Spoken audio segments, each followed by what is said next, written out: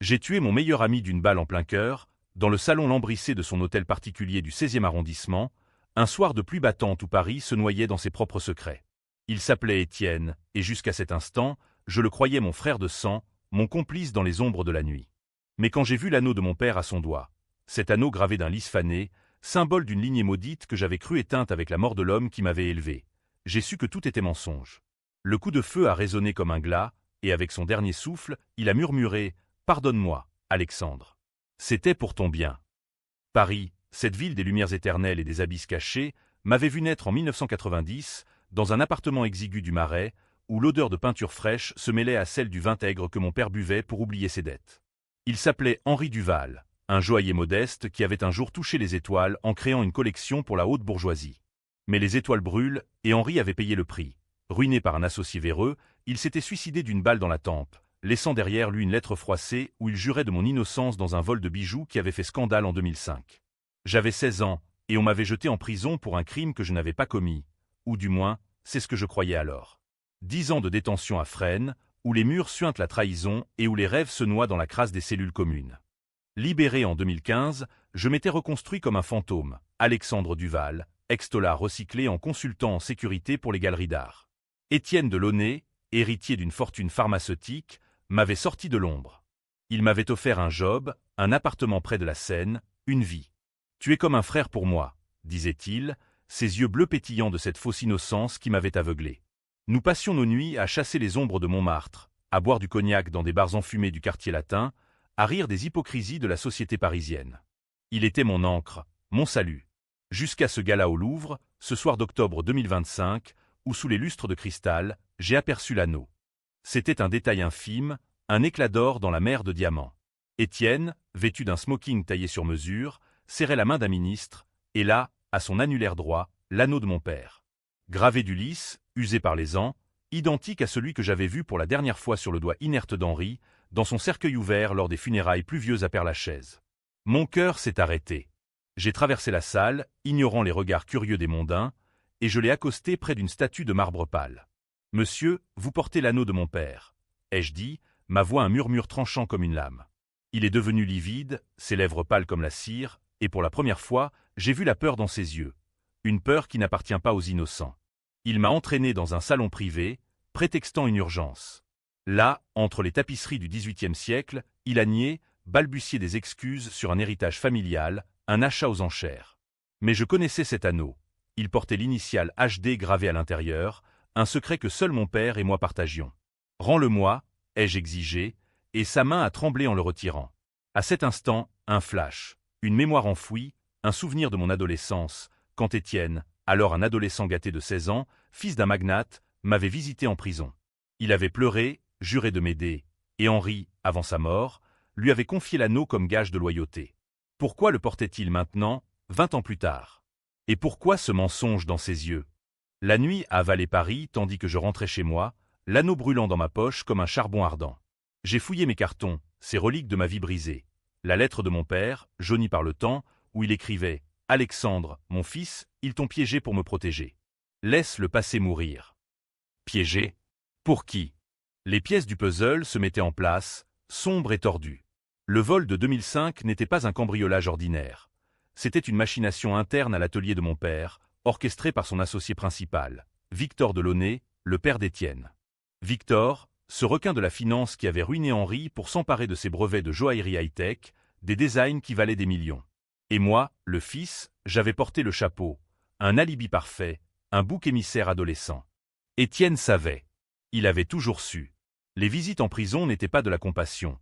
C'était de la culpabilité masquée, une façon de me surveiller, de s'assurer que je ne creuserais pas trop profond. La rage m'a consumé cette nuit-là, une rage française, viscérale, celle des révolutionnaires qui ont guillotiné les rois pour moins que ça. J'ai sorti mon vieux Beretta, vestige de mes jours en tôle où les gardiens fermaient les yeux sur les armes artisanales. Non, je ne le tuerai pas encore. Pas avant de savoir tout. Le lendemain, j'ai commencé ma traque, un appel anonyme à un contact dans la police, un hacker freelance du Belleville Underground pour pirater les archives de l'One Pharma. Les premiers indices étaient accablants.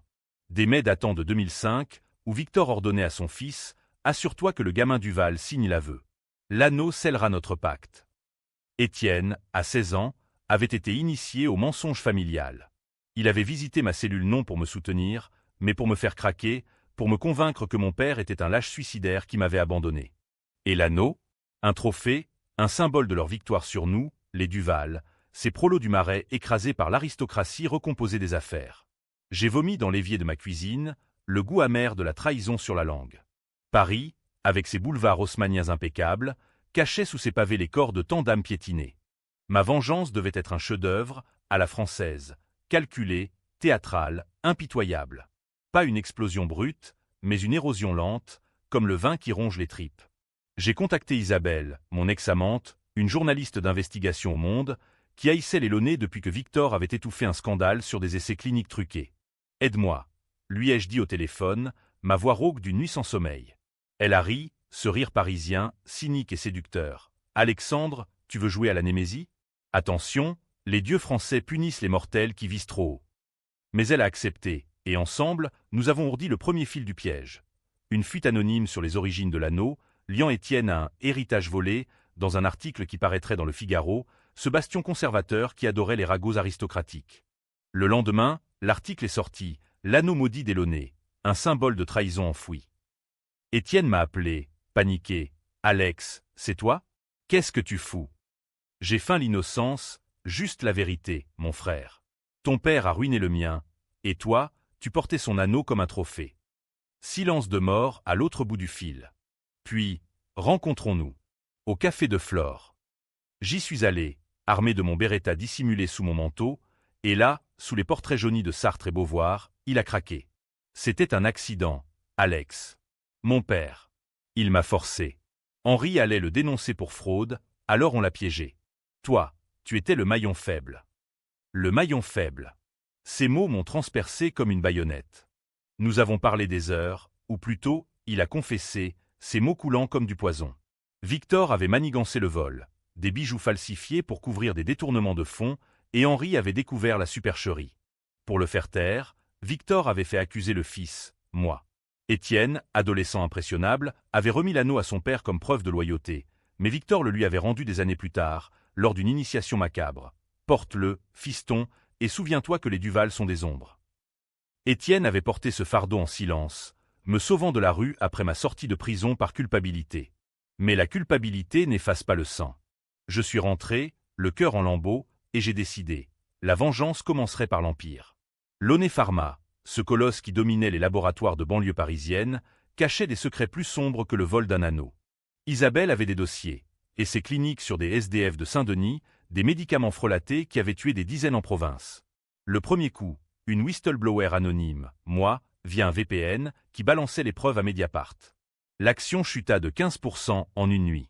Étienne m'a supplié par SMS, « Arrête, Alex. Ça va tout détruire. » Je lui ai répondu, « C'est le but. » Les jours suivants ont été un tourbillon de paranoïa et de triomphes amers. Paris, sous son manteau automnal de feuilles mortes et de brume, devenait mon terrain de chasse. Je me déplaçais comme un spectre, métro bondé le matin pour me fondre dans la foule des banlieusards, ruelles sombres de Belleville la nuit pour rencontrer mes informateurs. Isabelle et moi, nous nous voyions dans des bistrots discrets du canal Saint-Martin, où l'odeur de friture masquait nos murmures. « Tu joues avec le feu, Alexandre », me disait-elle, ses doigts effleurant les miens sur la table en zinc. Ses yeux verts, ces yeux qui m'avaient un jour fait croire à l'amour, brillaient maintenant d'une excitation dangereuse. Était-ce la chasse qui l'attirait, ou moi? Je n'osais pas demander. La solitude est une armure trop lourde pour la partager. Étienne contre-attaquait, bien sûr. Il était un Launay, après tout, matois, adaptable, avec cette élégance française qui dissimule le couteau. Un matin, en ouvrant mon courrier, j'ai trouvé une enveloppe sans timbre. Une photo de moi en prison, adolescent hagard, avec au dos « Laisse tomber » ou « Le monde saura que tu as aidé ton père à falsifier les bijoux ». Un bluff? Peut-être. Mais il piquait là où ça faisait mal. J'ai riposté par un deuxième coup. Une interview anonyme à France Inter, où une source interne accusait Launay Pharma de collusion avec des cartels africains pour des matières premières illégales. Les régulateurs ont débarqué au siège de Neuilly-sur-Seine et Victor Delaunay, ce vieux lion aux cheveux blancs impeccables, a dû s'expliquer devant les caméras, son sourire figé comme un masque de comédia dell'arte. Je l'ai vu à la télé, dans mon appartement exigu, un verre de pastis à la main. L'alcool des perdants, comme mon père. Victor, 70 ans sonné, mais toujours ce regard d'acier. ce menton volontaire qui avait séduit les tribunaux lors du procès de 2005. Il avait témoigné contre moi, jurant sur l'honneur que j'étais un voyou récidiviste. Mon fils est innocent, avait-il dit, et le jury avait gobé. Maintenant, il bafouillait, ces allégations sont absurdes. Launay Pharma est un pilier de l'économie française. Pilier? Plutôt un vampire suçant le sang des vulnérables. J'ai ri seul, un rire qui sonnait faux, et j'ai appelé Étienne. Ton père ment comme il respire. Dis-lui que je sais pour les essais de 2012, ceux qui ont tué 15 patients à Marseille. Il a raccroché, mais pas avant un hoquet de surprise. Oui, j'avais creusé profond. Mon hacker, un Algérien du nom de Karim qui vivait dans une cave de la Goutte d'Or, avait craqué leur serveur. Les fichiers étaient accablants, des rapports falsifiés, des corps enterrés dans l'oubli administratif. Étienne me rappela le soir même, sa voix brisée. « Alex, rencontre-moi. » Seul. Au pont des Arts.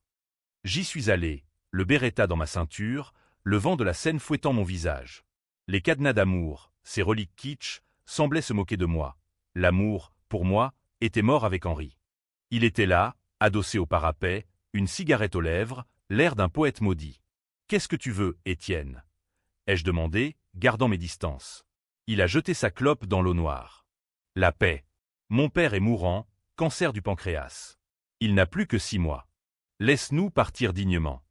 Une larme a coulé sur sa joue, et pendant un instant, j'ai vu l'adolescent qu'il était, celui qui m'avait visité en prison avec des gâteaux de la mère de Launay. Pitié? Non. La pitié est pour les faibles. Dignement? Comme mon père, qui s'est pendu plutôt que de vous dénoncer. Ai-je craché? Il a baissé la tête. J'ai essayé de te protéger. Après ta sortie, je t'ai donné du travail pour racheter. Mais l'anneau. C'était une erreur. Père me l'a rendu pour me rappeler notre dette. Notre dette. Ces mots m'ont fait bouillir. J'ai sorti l'anneau de ma poche, le lui ai jeté aux pieds. Ramasse-le. Et dis à Victor que sa dette arrive à terme. Il s'est penché, tremblant, et en se redressant, son visage a changé. Un éclat froid, calculateur. Tu crois que c'est fini? Père a des alliés. Des juges, des flics. Si tu continues, tu finiras comme Henri. Menace ou avertissement? Les deux, probablement. Il s'est éloigné vers l'île de la Cité, silhouette solitaire sous les réverbères, et j'ai senti le premier craquement dans mon armure. Et si la vengeance me dévorait avant eux? Isabelle m'a rejoint plus tard dans un hôtel sordide de Pigalle, nos corps se cherchant dans l'obscurité comme pour conjurer les fantômes. Il te teste, murmura-t-elle après, sa tête sur mon torse. Les Launay ne plient pas, ils tordent. Elle avait raison. Le lendemain, un scandale a éclaté. Mon passé en tôle étalé dans le Parisien, avec des insinuations que j'étais un extrémiste anticapitaliste. Qui avait vendu la mèche? Étienne, bien sûr. Il louvoyait, frappait dans l'ombre, protégeant l'empire familial comme un loup sa portée. J'ai riposté par le 3e coup. Une pétition en ligne, signée par des victimes des médicaments Launay, qui a viralisé sur les réseaux.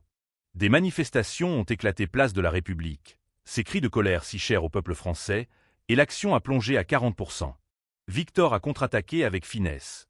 Une offre de rachat discrète de mon agence de sécurité, via un intermédiaire. Accepte et tout s'arrête, m'a dit l'homme au téléphone, voix suave d'avocat. J'ai refusé, et le lendemain, ma voiture a été sabotée, frein coupé, un avertissement clair. Paris devenait un échiquier, et je n'étais plus le roi. J'étais le fou, imprévisible et dangereux. Pourtant, chaque nuit, les cauchemars revenaient. Henri, son corps ballottant au bout d'une corde dans l'atelier, l'odeur de poudre et de désespoir. « Venge-moi, fiston !» murmurait-il dans mes rêves. Et je le ferais, quitte à brûler avec. La tension montait, UAM comme un ciel d'orage sur la tour Eiffel. Isabelle et moi avons planifié le climax, infiltrer le gala annuel des Launay à l'Opéra Garnier, où Victor annoncerait son successeur, Étienne, bien sûr. J'irais déguisé en serveur, un micro caché pour diffuser en live les confessions que j'arracherais. Mais au fond de moi, une voix chuchotait. Et si Étienne était innocent? Si c'était Victor seul? Le serpent? La trahison s'enracinait plus profond que je ne l'imaginais, et bientôt, je découvrirais que mon propre sang portait la marque du mensonge. L'Opéra Garnier, ce joyau baroque au cœur de Paris, puait l'hypocrisie ce soir-là. Lustre en cristal taillant les ombres comme des diamants maléfiques, robe de soie froissée par des corps repus de pouvoir. Et au centre, Victor de Launay, trônant comme un roi déchu mais encore arrogant. J'avais passé l'après-midi à me fondre dans la peau d'un traiteur. Badge falsifié grâce à Karim, mon hacker qui touchait maintenant 5 000 € pour son silence. Mon cœur battait la chamade sous le tablier amidonné, le Beretta glissé dans une poche secrète, et un microfilm dissimulé dans mon col pour Isabelle, qui écoutait depuis un van garé rue Scribe. Étienne était là, à côté de son père, costume bleu nuit soulignant sa silhouette athlétique, un sourire plaqué qui ne montait pas jusqu'à ses yeux. Il avait maigri depuis notre rencontre au Pont des Arts. La culpabilité ou la peur? Quand il m'a vu approcher avec un plateau de champagne, son verre a tremblé. « Alex, qu'est-ce que tu fous ici ?» a-t-il sifflé, m'entraînant dans un couloir latéral orné de fresques mythologiques, Actéon dévoré par ses chiens, ironie du sort. J'ai souri, froidement, je sers le poison, Étienne. Littéralement. Il a pâli, cherchant une issue, mais j'ai bloqué le passage. Dis-moi la vérité. Toute. Où je balance les enregistrements ce soir, devant tout Paris. Il s'est effondré contre le mur, les mots jaillissant comme un torrent. C'était pas seulement père. Moi aussi.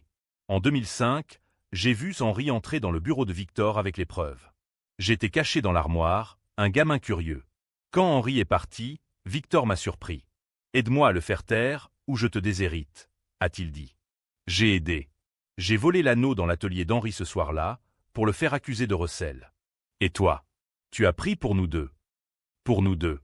Ces mots m'ont frappé comme un coup de poignard.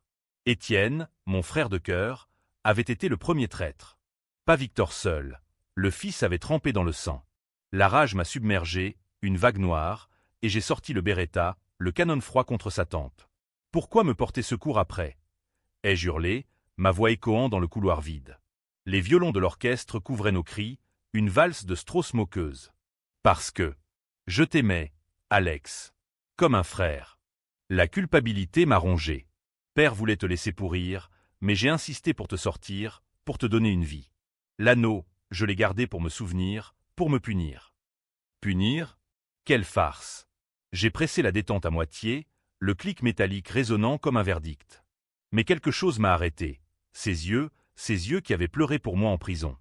Au lieu de tirer, j'ai reculé. Va. Annonce ton héritage. Et sache que demain, tout s'effondre. Il est parti, titubant, et j'ai regagné la salle, servant du champagne aux invités avec des mains qui tremblaient. Victor montait sur scène, micro en main. Mes amis, ce soir marque un nouveau chapitre pour l'Oné Pharma. Mon fils, Étienne, prendra la relève.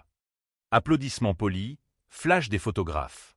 Étienne, blême, a serré la main de son père, et j'ai vu l'échange. Un regard complice, un hochement de tête. Complice. Le twist me frappa alors, comme un éclair dans la tempête. Et si Étienne n'était pas la victime, mais le marionnettiste? Isabelle m'attendait dehors, dans la pluie fine qui lavait les boulevards. J'ai tout enregistré, dit-elle, exaltée. Nous avons uploadé sur un site pirate. La confession d'Étienne, brute, incriminante. À minuit, les premières réactions. Tweets enflammés, articles naissant sur Twitter, non, X, cette plateforme américaine qui avait colonisé même les ragots parisiens. Scandale Launay, le fils avoue un meurtre maquillé. L'Empire vacillait. Mais Victor riposta au lever du jour. Une conférence de presse où il accusa un complot monté par un ex-détenu rancunier. Moi. Ma photo en une, avec le titre « Le fantôme de Fresnes hante les Launay ». La chasse s'inversait. Des flics ont toqué à ma porte, mandat pour interrogatoire. J'ai fui par l'escalier de service, sautant par-dessus les toits de tuiles mouillées, atterrissant dans une cour pavée où un chat noir m'a fixé de ses yeux luisants. Paris, ma ville natale, me traquait maintenant. Je me suis planqué chez Karim, dans sa cave humide qui sentait le thé à la menthe et les circuits surchauffés. « T'es dans la merde, frère », m'a-t-il dit, me tendant un faux passeport. Isabelle m'a rejoint, essoufflé, ils savent pour nous. Victor a engagé un privé. Nous avons fait l'amour une dernière fois, urgemment, comme si c'était la fin, et peut-être l'était-ce. Le plan B, frappé au cœur. Victor, alité à l'Hôtel-Dieu, sous perfusion. J'y suis entré déguisé en médecin, blouse volée, stéthoscope autour du cou. La chambre puait l'antiseptique et la mort imminente. Il était là, frêle sous les draps blancs, mais ses yeux de serpent, vifs. Duval Junior, a-t-il croassé, un sourire tordu. Je t'attendais. Pas de surprise, il savait. Assieds-toi. Parlons comme des hommes. J'ai obéi, le Beretta dans ma sacoche. Pourquoi? Ai-je demandé, voix brisée. Il a ri, un rire rauque. Parce que ton père était un idéaliste stupide. Ses designs valaient une fortune. Il voulait les partager avec des artisans. J'ai sauvé l'économie française en les monopolisant. Toi, tu étais le prix. Le prix. J'ai sorti l'arme, mais il a continué, implacable. Et Étienne? Il est plus launay que tu ne le crois. C'est lui qui a suggéré de te frame. Pour prouver sa loyauté. Mensonge? Vérité? Le doute m'enserra comme une garrotte. Victor a tendu une main décharnée. Tue-moi, et tu libères Étienne. Il t'aime encore. J'ai hésité, le doigt sur la gâchette, et c'est là que la porte s'est ouverte. Étienne, silhouette massive, flingue à la main. Lâche ça, Alex. Le face-à-face a duré une éternité, sous le néon blafard. Étienne, arme levée, paiement. Je n'ai jamais voulu ça. Laisse-moi te sauver, comme avant. Victor, ricanant, il ment, le gamin. Toujours le faible. Deux voix, deux trahisons entremêlées. J'ai choisi, un tir dans le plafond, pour alerter les gardes. Chaos. Fuite dans les couloirs labyrinthiques de l'hôpital, sirène hurlant. Dehors, la scène coulait indifférente, emportant mes illusions. La presse explosait, duel familial chez les Launay, qui est le traître? Les opinions se divisaient. Certains voyaient en moi un vengeur justicier, d'autres un psychopathe. Isabelle m'a retrouvé dans un squat de Ménilmontant, on continue. J'ai hoché la tête, mais le doute rongeait. Et si la vraie victime était Étienne, piégé par son père comme moi par le mien? La traque s'est muée en guerre ouverte, un ballet macabre sur les scènes de Paris. Étienne avait disparu après l'incident à l'Hôtel-Dieu. Victor, sous protection policière renforcée, crachait son venin dans des interviews codées au journal du dimanche, peignant Étienne comme un fils prodigue manipulé par l'ombre du passé. Moi, un terroriste domestique, un reliquat de la banlieue qui menaçait l'ordre républicain. Les manifestations place de la Bastille grossissaient, un mélange hétéroclite de gauchistes anti-Big Pharma et de conservateurs outrés par le scandale aristocratique. Banderole, justice pour les Duval. Et Launay égale poison. Paris bouillonnait, cette colère latente qui sommeille sous les cafés crèmes et les croissants. Je me déplaçais comme un rat, planque chez des sympathisants d'Isabelle, nuit blanche à décrypter les mouvements des Launay via Karim, qui maintenant craignait pour sa peau. Ils ont mis 50 000 € sur ta tête, frère, m'a-t-il dit, ses doigts volant sur le clavier. Isabelle et moi, nous étions inséparables dans cette fuite, nos disputes ponctuées de passions fiévreuses, amour ou survie. Tu changes, Alex, murmurait-elle dans l'obscurité d'un grenier près de Notre-Dame. La vengeance te ronge. Bientôt, tu ne sauras plus qui haïr. Elle avait raison, les lignes se brouillaient. Était-ce Victor le monstre, ou Étienne le complice repentant? Ou moi, le fou qui avait gâché 10 ans de sa vie pour un anneau? Le coup suivant fut le plus audacieux, l'invasion des archives Launay, un bunker high-tech à la défense. Avec un drone miniaturisé piloté par Karim, nous avons injecté un virus qui a déversé des térabytes de données. Contrat véreux, paiement à des politiciens, liste de patients sacrifiés. À l'aube, Libération titrait « Launay, l'empire du mensonge s'effondre ». L'action valait des cacahuètes.